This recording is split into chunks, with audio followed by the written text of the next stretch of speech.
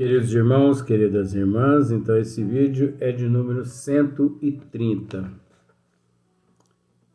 E capítulo 4, papel da Gênese papel da ciência na Gênese. É sequência da questão de número 2. Então, aqui Kardec está dizendo, tais meios não podiam ser senão fruto do desenvolvimento da inteligência e do consequente conhecimento das leis da natureza. Em parte, nós já esclarecemos isso no vídeo anterior. À medida que o homem se foi adiantando no conhecimento dessas leis, olha só para você ver, ó, olha a sabedoria. À medida que o homem foi adiantando no conhecimento dessas leis, né, também foi penetrando os mistérios da criação, né, e retificando as ideias, retificando, quer dizer, modificando aquilo que eles haviam criado assim por si mesmos, eles foram modificando, né? Vamos dizer que nestas condições aqui seria como uma lei mutável, né? Leis mutáveis. Então, é lógico que no princípio, por falta de recurso, por falta de evolução, por falta de ciências e de conhecimento, né? Enfim,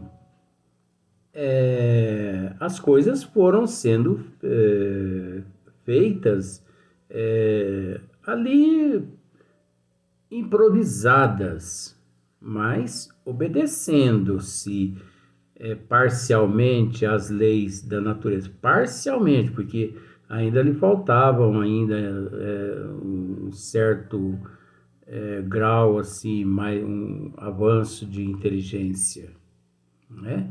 Mas à medida que o homem, né, à medida que o ser foi adiantando no conhecimento dessas leis, né?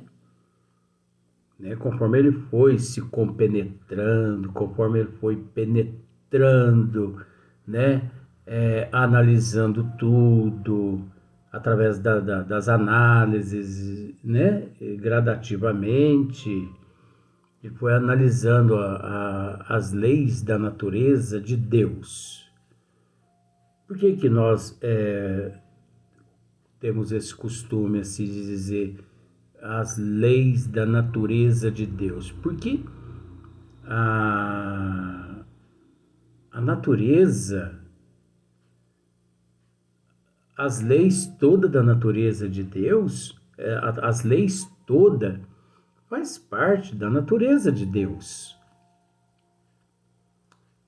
Então, só precisava do momento do merecimento do indivíduo para o surgimento, né,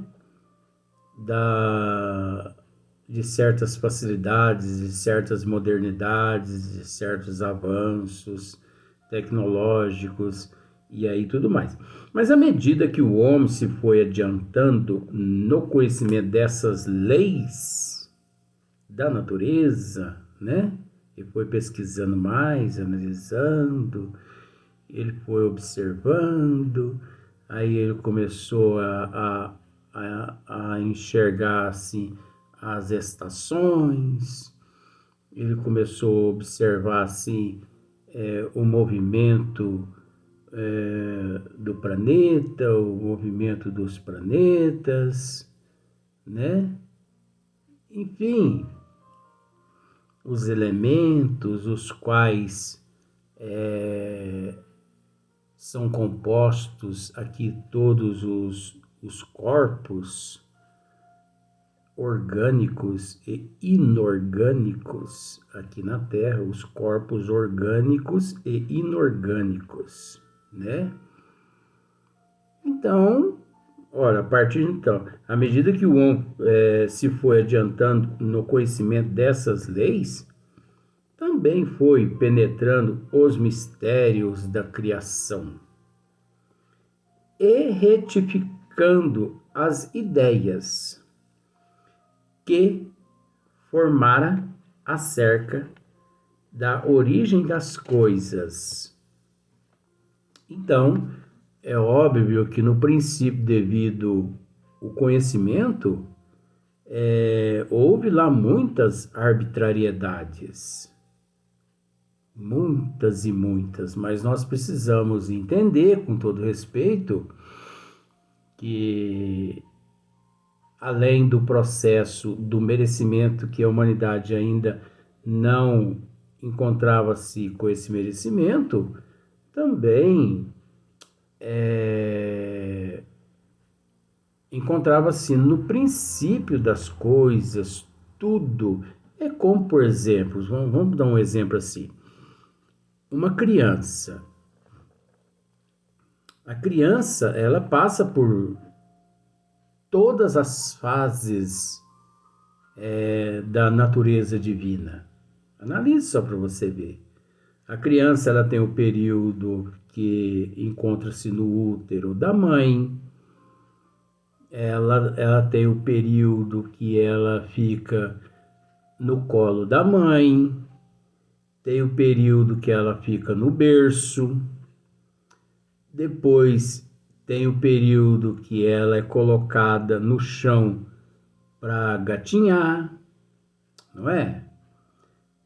Tem o período que a criança é pega assim pelas mãos dos pais, pega um de lá ou de cá assim na mãozinha da criança e dá uma mãozinha assim para ela, se dá uma mão para ela poder exercitar as perninhas.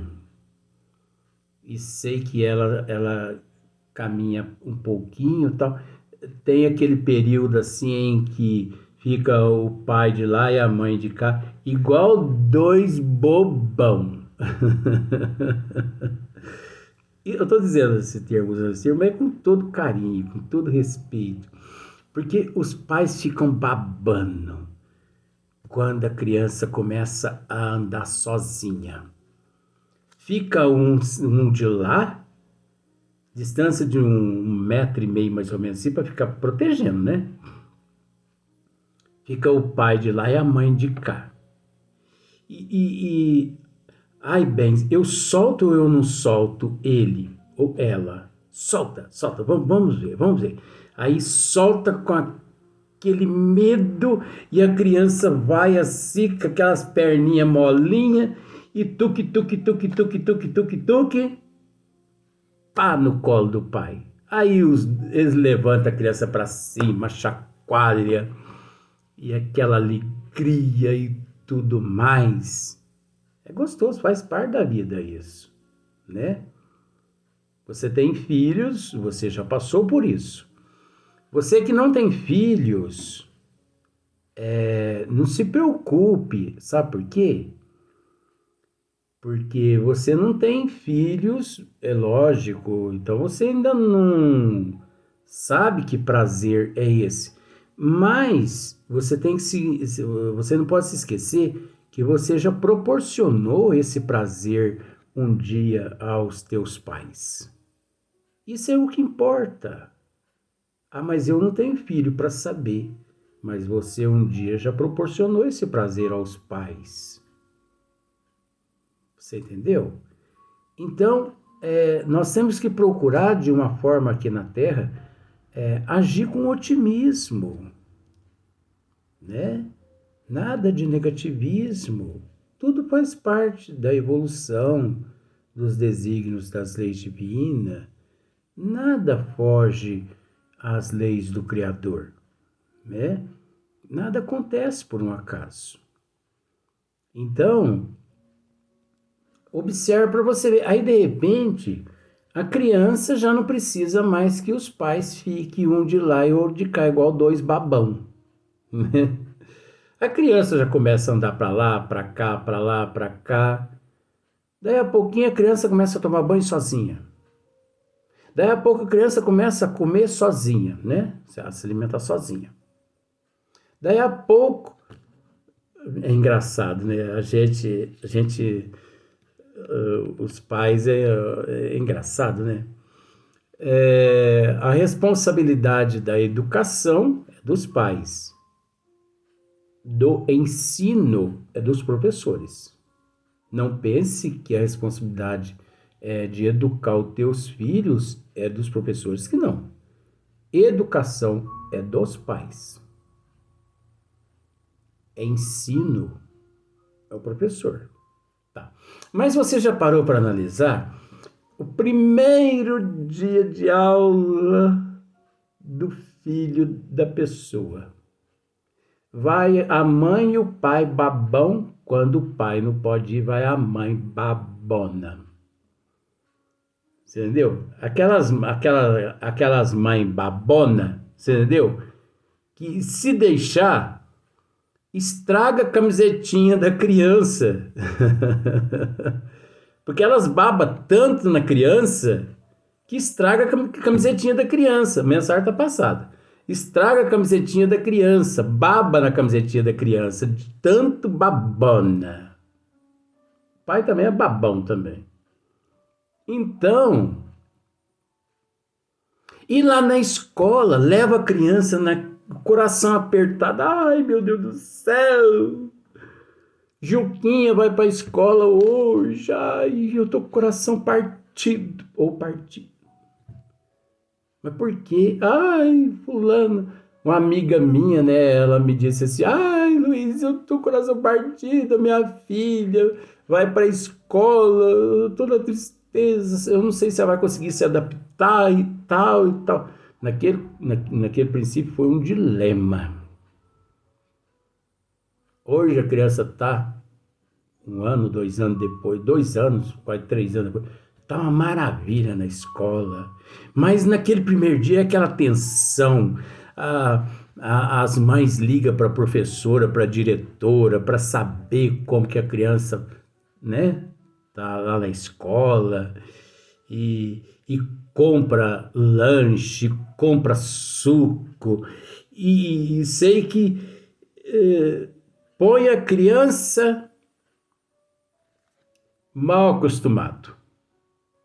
Então, são os pais que põem a criança mal acostumada. Agora também, gente, isso aí tá, com todo respeito, é uma certa classe. Porque o coitadinho do pobre, olha, se bestado na escola, ele não tem direito nem de tomar água. Tá, mas faz parte da evolução. Não estamos olhando essa questão social, não. Nós estamos analisando o geral. Por isso que isso é importante. Mas fica todo mundo assim apreensivo. Mas isso é um processo evolutivo, né? Então, o que nós estamos querendo dizer é que lá no princípio, todas as ciências, elas agiram na arbitrariedade. As teologias, as religiões, os sistemas, as doutrinas, que estava no princípio, não é? Quantas melhorias, né? Então vamos analisar assim a astronomia, por exemplo, né? A astronomia no princípio era uma precariedade imensa. Nós vamos ver isso aqui mais para frente, não vou nem comentar. A astronomia no princípio era uma precariedade imensa. Imensa mesmo. Hoje, 2023,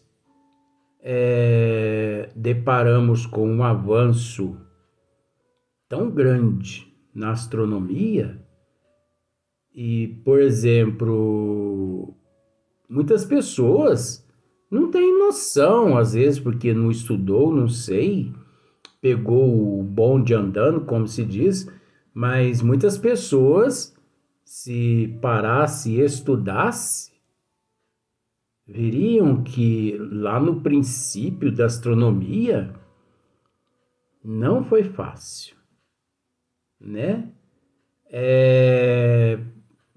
Por exemplo, os engenheiros, né, do automobilismo, né?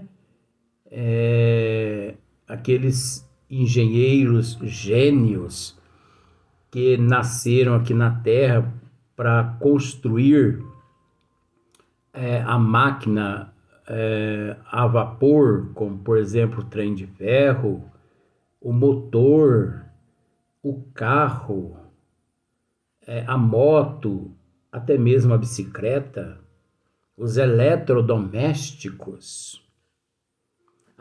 Então, englobando tudo quanto é tipo de eletrodoméstico, o conforto que nós temos hoje na nossa vida em 2023.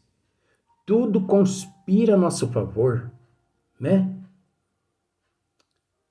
Agora, se nós estudarmos a vida de todos os seres que por detrás de todo esse conforto que nós desfrutamos hoje, se nós estudarmos a vida desses seres que por detrás se encontram, 99% eles morreram na precariedade, na pobreza.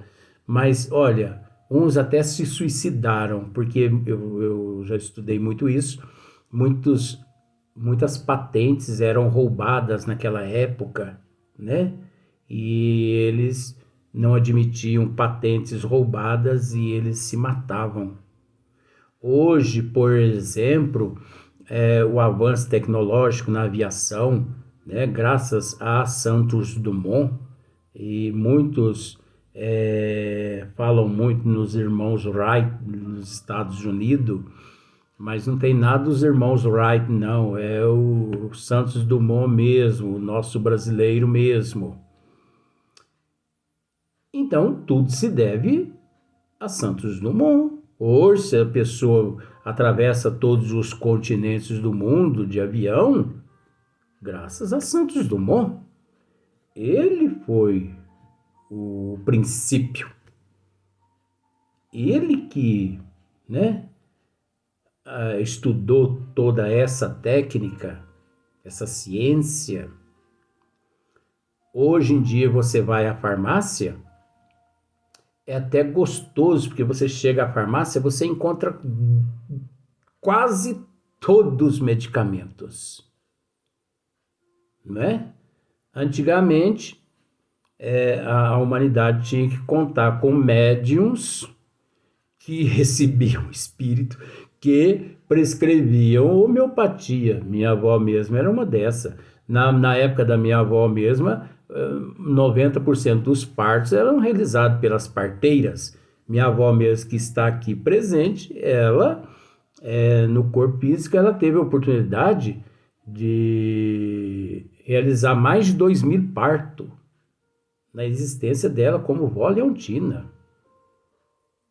Mais de 2.000 partos. Ela era parteira. Professor Eurípides Barçanufo, ele era parteiro. Doutor Bezerra de Menezes também, mas ele na condição de médico, mas o professor Eurípides Barçanufo na condição de professor, mas os espíritos atuavam através dele e ele realizava partos naquela época.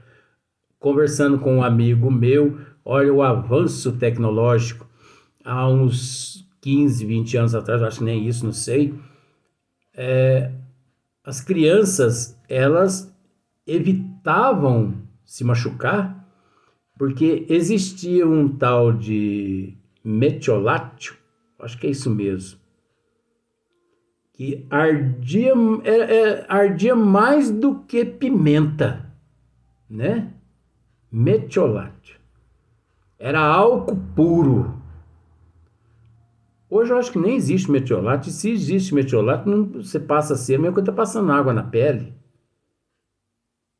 Então, olha o avanço em todas as áreas, em todas as ciências, né? Vamos analisar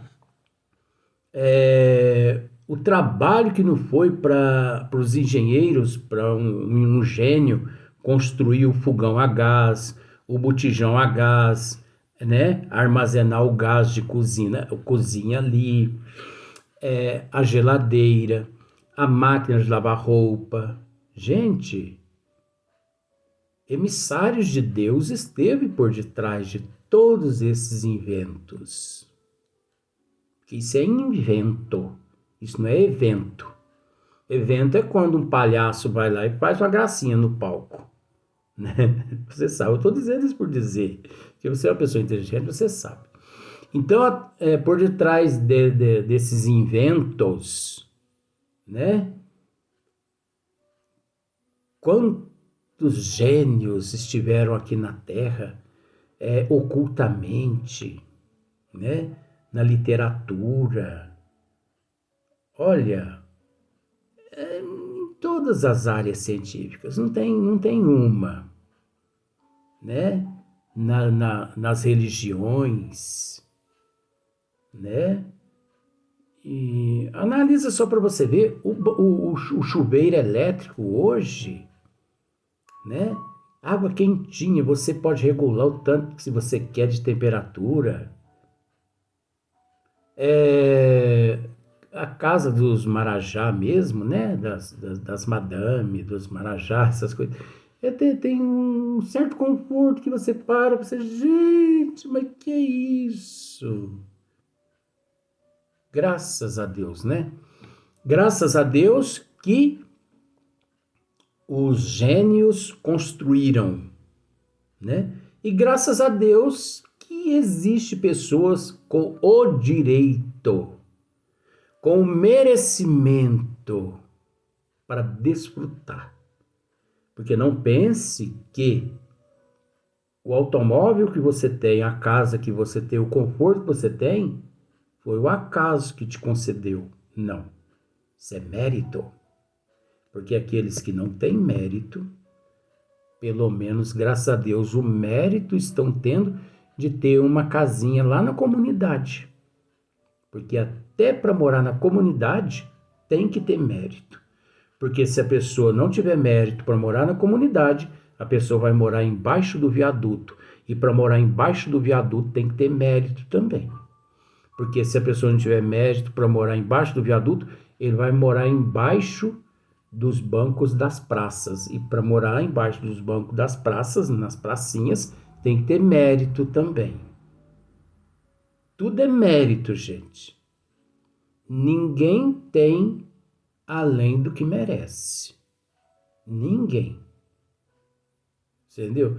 Eu tenho alguns amigos, amigas que são marajás, que são assim, madames, essas coisas e tudo mais. São pessoas granfinas, né?